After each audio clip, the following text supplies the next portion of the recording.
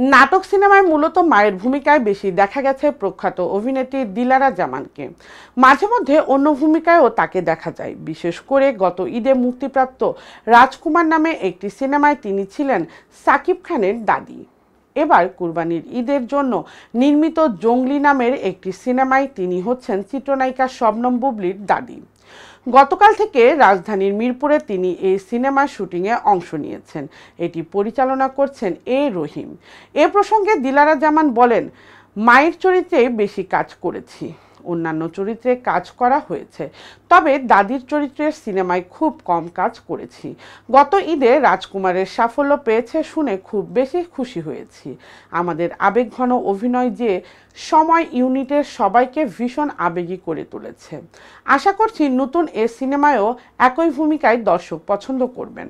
তিনি আরও জানান, প্রচণ্ড গরমে কাজ করতে তাই খুব কষ্ট হচ্ছে, চাইলেও অনেক বেশি কাজ করতে পারছেন না, তাই যে কাজগুলোর প্রতি বেশি ভালো লাগা জন্মাচ্ছে সেগুলোই করার চেষ্টা করছেন। কারণ ঢাকার উত্তরার বাসায় তিনি একাই থাকেন, 2 মেয়ে দেশের বাহিরে থাকেন, তাই ভীষণ সতর্কভাবে চলাফেরা করতে হয় তাকে। উল্লেখ্য, জঙ্গলি সিনেমার নায়ক সিয়াম আহমেদ।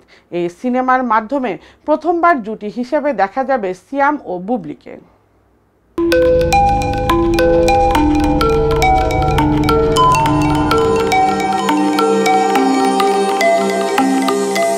টেক টিভি, দেশ ও দশের কথা বলে।